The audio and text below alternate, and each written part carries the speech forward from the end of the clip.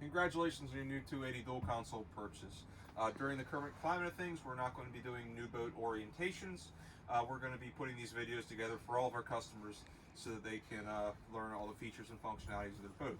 As always, if we get to the end of this and you still have questions on anything, feel free to call or email myself, Joe, anyone here. We can answer whatever questions you may have. So, to get started, battery switch panel is right here on the side of the console behind this door. Inside this door, you'll find 4 switches. Starting at the top left is our port start. Horizontal position is on for all of these. Next is our starboard start, followed by our house battery, followed by our emergency parallel. First and foremost,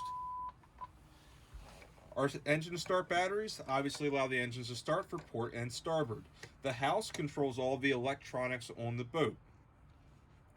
The house battery can die completely and the engines will still start.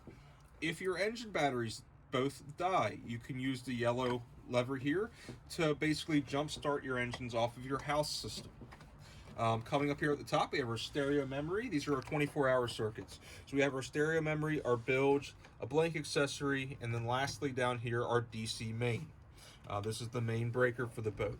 Coming over here, we have our power steering breaker.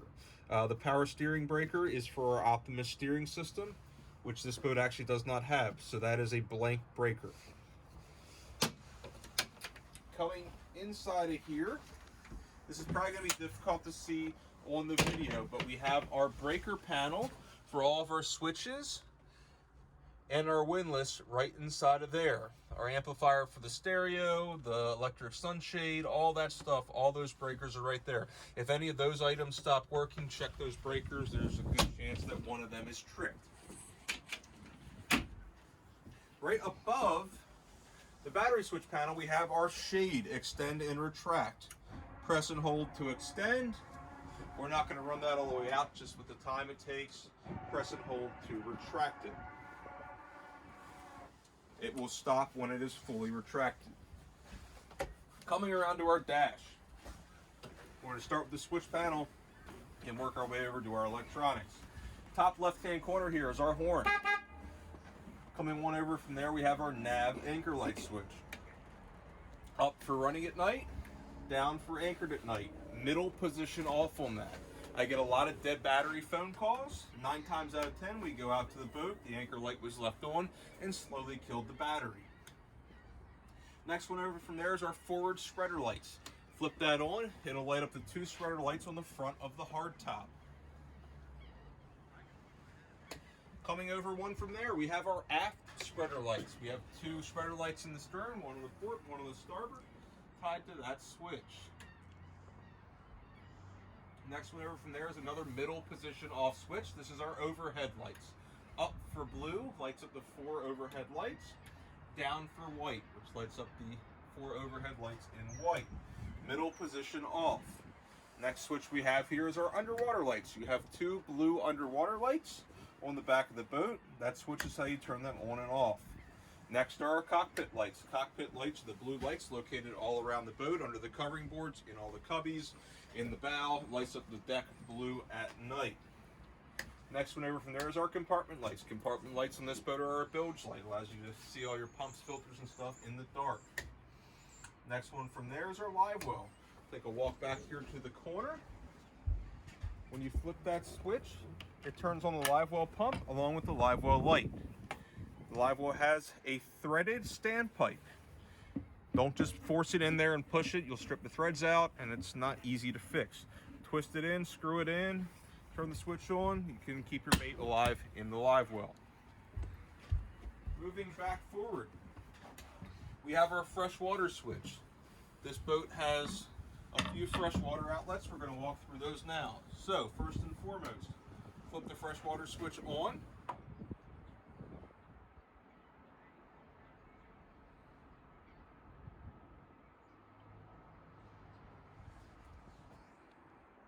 So this system was not primed yet. We're still getting some freezes out here, so we're not actually putting water in a lot of these systems, just to keep them from freezing. Second freshwater outlet is right back here. Twist, to open, shut it to close. Your freshwater fill is right there. You have a freshwater outlet here on the deck as well. You have a 25-foot white coil hose in your bag. And last but not least, right now we have all of our cushions in here. We do have a sink inside the console as well.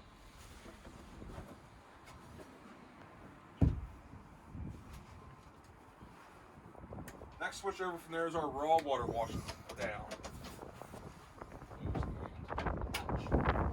Raw water wash down spigot is right back here. Open that.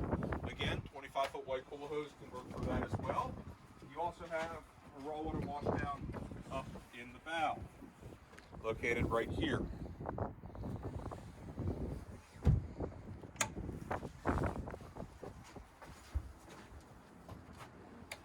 Next switch over are our fish box macerators. We have a port and starboard fish box in the stern. They will not drain on their own. They must be pumped out. Storage is right here. These are insulated. They work very decent as fish boxes. Next one over from there is our windshield wiper. Flip the switch, turn the windshield wiper on. Next to that, we have our windshield washer. The windshield washer reservoir is inside the console. And then last but not least, your bilge. There is a bilge light there. If the float switch kicks on, the bilge will run. It's faint, it's hard to see in the daylight, but the light is coming on there. If that light is on for whatever reason, there's water in the bilge. You should probably investigate it. Coming down from there, we have our trim tabs. This boat is equipped with Bennett Bolt electric trim tabs. These are very quick to respond. There's a worm gear in there. A little bit goes a long way. Touch, wait a second, see how they respond. They do have indicators down both sides to let you know where they are. You can adjust the brightness here for day mode and night mode. Right below that, we have our key switch. We have two keys on this boat. We have one in a black plastic cover. We have one without a black plastic cover. On the one without the black plastic cover, you have your key number. This particular boat is 827. Take a look at that. Write that down somewhere. That way, if you lose your keys, we can order you a new one. This is a phone call I get once a week, normally from a very angry customer. Their new boat won't start. They tell me the engine cranks, there's an alarm, but it will not fire over. They'll come with a check engine light actually on the dash too. You don't have your lanyard hooked up. Make sure that is clipped in. Then you can push to start, press these buttons here, and start the engines. The other phone call I get a lot is my engine won't even crank, and that's because the engines are in gear. When it goes back to neutral, you'll be able to fire it right over. Tilt steering, press there to tilt that up and down. Now moving up to the Garmin. This is a Garmin 8610, equipped with a GT51 transducer. So starting at the top, we have our favorite screen. If you wanted to add anything to this screen, simply follow the instructions right there. One below that is our smart mode. Smart mode really does not apply to this application. What smart mode is, if you had 3 or 4 screens, or even 2 screens, you could program it so that when you hit fishing, something would happen on both screens, whatever you prefer. We're going to skip combos for right now. We're going to come back to that. Next one down there is charts. We have 4 chart options here. We have our nav chart. Navigation chart is what you're going to use 90% of the time. In the nav chart, you're going to get color shading for your depths. You're going to get all your depth sounding for inshore. As we slide offshore here, we're going to have all your reef and wreck sites already named. If you wanted to set waypoints at anyone, let's just say we wanted to set a waypoint at Purnell's Reef, simply touch it. Up at the top here at the screen, you're going to hit the waypoint button. Stop panning at any point will bring you back over top of your boat. Moving into our fishing chart. Fishing chart is really mainly for offshore use. Inshore, you're going to lose all of your color shading. You're going to lose all of your contour lines for shallow water. But as you slide offshore, you're going to gain a lot more detail and a lot more bottom contour information. Again, stop panning, brings you right back over top of the boat. 3D chart, something I don't really use very often. This gives a bird's eye view of your boat. Again, I'm not a big fan of it. Some people like it, not me personally. Last option there is radar overlay. We're going to discuss that more when we get down to the radar screen. Next option down is sonar. This transducer offers you 3 types of sonar: chirp, side scan, and down scan, or clear view, as Garmin calls it. So the first one here is your traditional chirping sonar. The way chirp works, it sends out a barrage of frequencies. Different fish will respond differently to different frequencies, which then allows for you to say, okay, I saw this, I caught this, that's a rockfish, or that's a tuna, or that's a marlin. We've had our chirp sonar for about 10 years now. It's really cool the technology has become this affordable. When we got ours, it was a $7,000 transducer, but we've got it down to the point where we can say in 200 feet of water, that's a marlin, that's a tuna, whatever. So cool technology. Takes a little bit of getting used to. Takes a lot of staring at the screen and remembering what you saw versus what you caught, but very, very cool technology. Moving over one from there, we have our clear view. Clear view is your down scan. This operates at a 455 hertz or a 260 hertz band. It works like a scanner running along the bottom, picking up every little detail of what's down there, and paints you a really pretty picture of the wreck, reef, or whatever it may be. It's a terrible fish finder because it is such a narrow band, but it's a tremendous structure finder. So primarily use that for finding wrecks. Little side note on the frequencies. Low frequencies are great for deep water. High frequencies are better for shallow water. Let's say under 100 feet or over 100 feet. Next option here is our side scan. Side scan is something that I originally thought was a gimmick. I will say I have come to love this and cherish it on my boat. It's really, really neat technology. So the yellow line is the middle line on your boat. The neat thing is you can actually pause the sonar, move your cursor over to whatever target you want to mark, and then in the top right hand corner here you have a waypoint button. You can actually put those crosshairs on the wreck, whether it be 40, 50, 60 feet off of one side of the boat or the other, set a waypoint on it, and when you come back to the wreck, you're not coming back to the area of it, you're coming back to the physical wreck. So really, really cool technology. I really love that, and I really utilize that a lot now. Coming back into here, we have split zoom. I do use split zoom a little bit offshore fishing. I can zoom in on the top 200 feet of the water column, say we're fishing in 1,000 fathoms. I don't care what's going on, in the other 6,800 feet. Doesn't matter to me. I only care about the top 200 feet because those are the fish you're actually going to raise and hopefully get a bite out of. So I do use that a little bit. And last but not least here, we do have split frequency, where you can run, let's just say, chirp on one side and a traditional dual frequency cone on the opposite side. And then you can compare which transducer you like better. Honestly, I normally just stick with chirp. I leave it in the factory preset setting of, it's a fishing chart, or fishing sounder, I should say. And that's pretty much it. I'm not big on tweaking sonars. I know some guys are really good at it. I'm not one of them, so I just stick with the factory settings. Coming down one from there, we have our radar options. You have 4 radar options. You have a radar, a dual range radar, an overlay, and a dual overlay radar. Primarily, I use a single range. I like the look of the black background with the red targets, especially for running at night or in the fog. It's just a lot more defined, a lot easier to see. In the menu here, if you hit the star, we have a lot of presets. Let's say you're hunting for birds. You can put it in bird mode, which basically takes the range out to 12 miles, turns the speed up, and turns the gain way up. We can put it down into harbor, which tightens it up and keeps it fast. Or we can put it in my favorite setting, which is motion scope. Motion scope allows for live target tracking. You can actually select a live target that's moving, put a MARPA target on it, and track that boat. So if you're running out next to a good charter boat or something going offshore, you can set a waypoint on it. If you hear they're really doing good, you know exactly where they are as long as they stay within radar range. Radars, a lot of people want them for weather. They're inherently not very good at predicting weather where we live, mainly because if you're 70 miles offshore fishing and you see a storm at 24 miles away, it's too late, you're going to run into it. Next option here, our dual range, is exactly what it says it is. You can run one at 1/8 mile. This one's set at 3/4 of a mile. So you can play with different ranges. I like a tighter radar when I'm running. I'll normally keep it around 1/2 mile because honestly I don't really care what's beyond that. Next option here is our overlay. This overlays the radar onto the chart. Again, not something I use that often. I prefer the black background, but some people do like this. It is kind of neat, and it does help identifying the size of targets when you can overlay it on a chart and see land and things like that.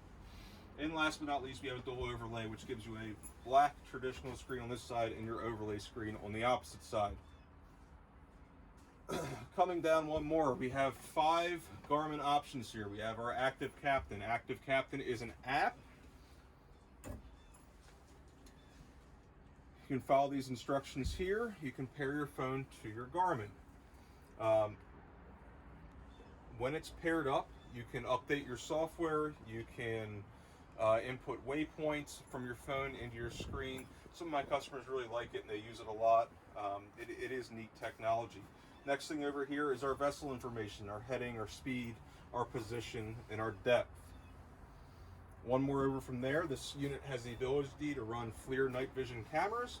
They would be on this video screen. Obviously this boat's not equipped with it, but the screen does have the capabilities of doing that. One more over from there, we have our Garmin Verb Action Camera. The Verb Action Camera is it's a GoPro basically from Garmin. Garmin has a tremendous product out there. They have a terrible marketing department. Not a lot of people know about this. You can actually pair your Verb Action Camera to your screen, and I believe view it here. Check it out, the Verb Action Camera from Garmin. Last but not least, here we have the Garmin InReach, which you can also pair to your screen. This is something I do have and I really like. It's a satellite texting device. They run about $400. They're $30 a month, and you can basically anywhere in the world, with or without phone service, text your loved one, say, hey, I'm running late, or hey, I'm sinking, whatever it may be. It's a nice lifeline. You can reach out and touch somebody.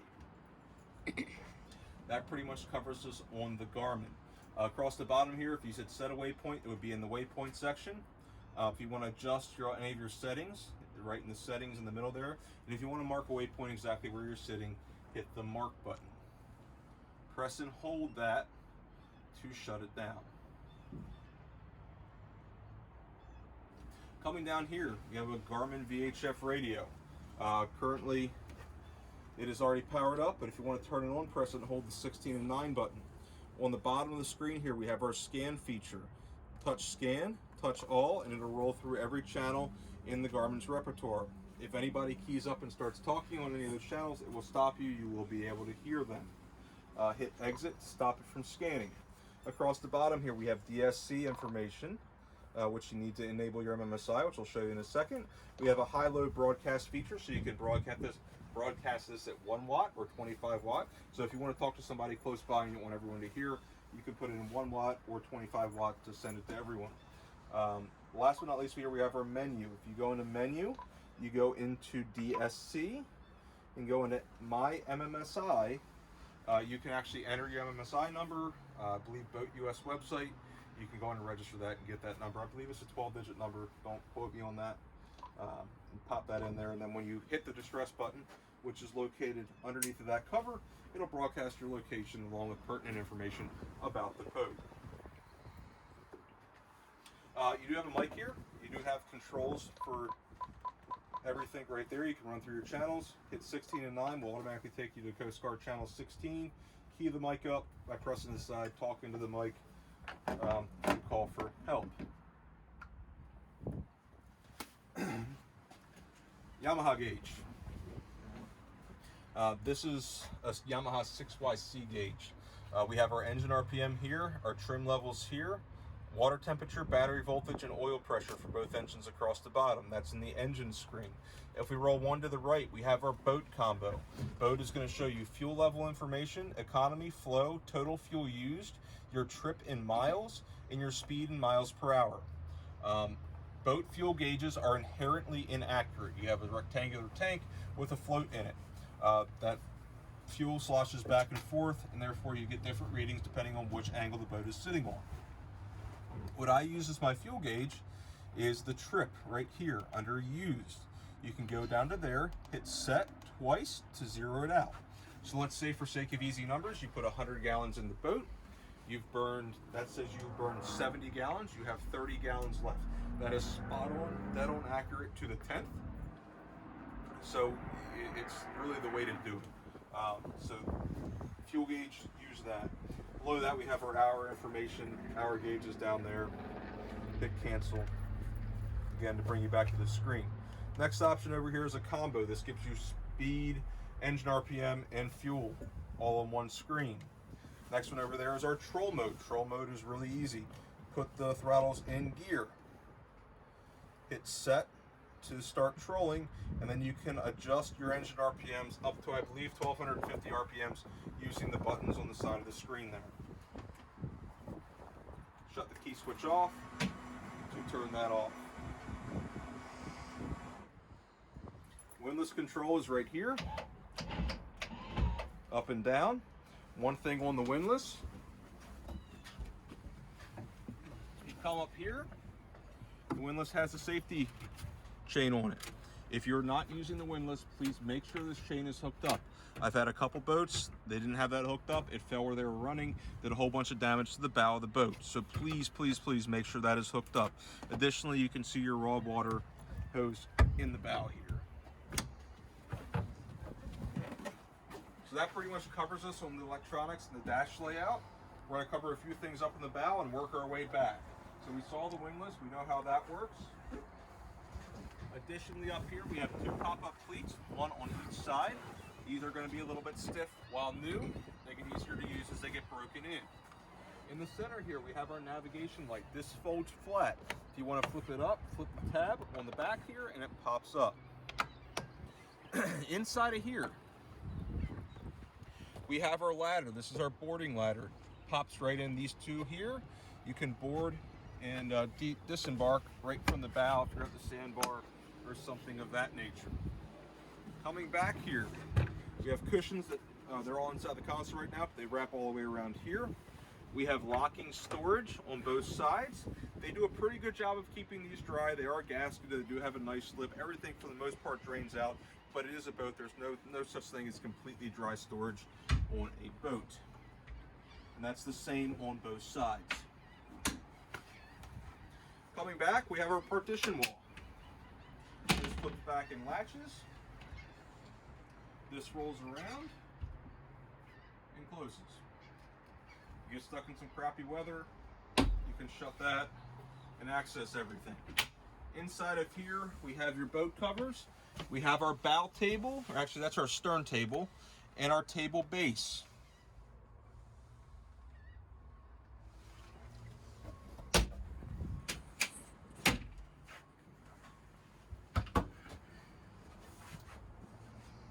Inside of here, we have our ski pole, our holding tank, and our battery charger. The battery charger outlet is actually up here on this seat, and it is currently plugged in charging. Just pull that out, plug the extension cord in, and the batteries will begin to charge. Lift this seat up and flip it forward. We have our 3 batteries. These are Group 31 gel cell batteries. This boat has a 4th battery tray in there. It's optioned that way. If you had the cooler, or the refrigerator or the grill, you would have the 4th battery for that. One thing I forgot to talk about on the captain's seat, we do have power controls down here for forward, backwards, up and down operation. You have bolsters to flip out, or armrests I should say, that flip out and lock. Push that back in and they will flip back up. This drops down for you to sit in.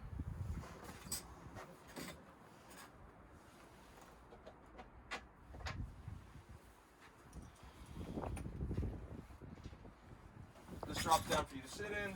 The other armrest drops down and locks as well.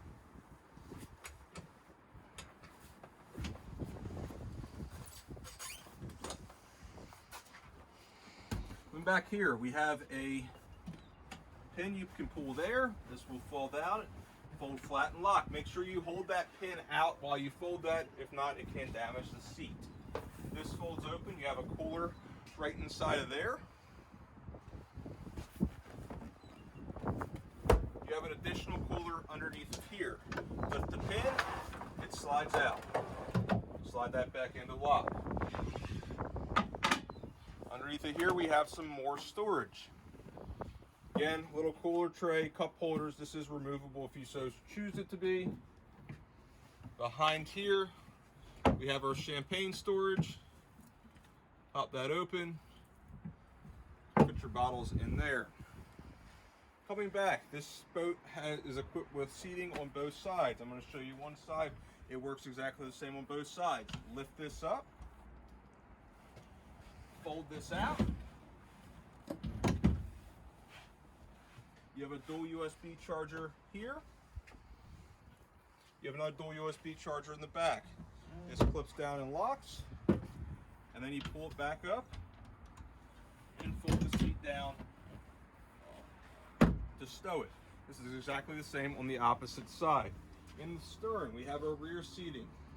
Lift this up, flop that out, flip that up. We have our rear center seats.